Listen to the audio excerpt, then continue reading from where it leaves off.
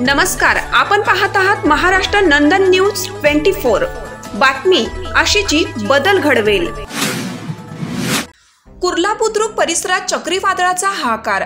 तेल्हारा तालुक्यात येत असलेल्या कुर्ला गावासह परिसरातील पिंपरखेड उमरशेवडी येथे दिनांक 10 मे रोजी संध्याकाळच्या आलेल्या भयानक चक्रीवादळामुळे अनेक शेतकऱ्यांचं नुकसान झालं।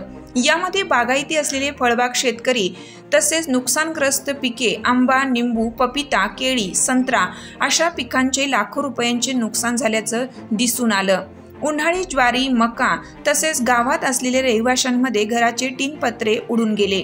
मातीची घरं शिकस्त झालेली दिसून आली। काही नागरिकांचे घरात असलेले धान्य, गहू पूर्णपणे ओलं झालं, तर काही शेतकऱ्यांचे तयार झालेली भुईमूग पूर्णतः पाण्यात भिजले।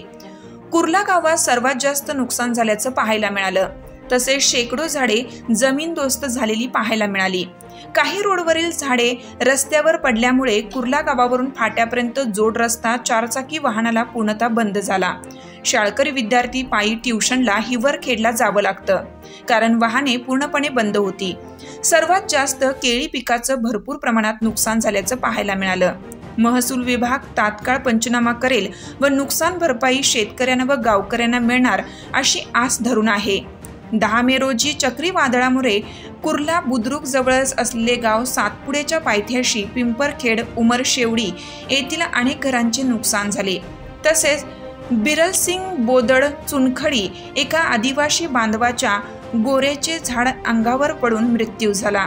त्याची नुकसान भरपाईची मागणी करत आहेत, तरी शासनाने व महसूल विभागाने या गंभीर नुकसानीकडे लवकरात लवकर लक्ष देण्याची गरज व पंचनामे करून लवकरात लवकर नुकसान भरपाई देण्याची गरज गावकऱ्यांच्या सोबत परिसरातील नागरिकांची आहे।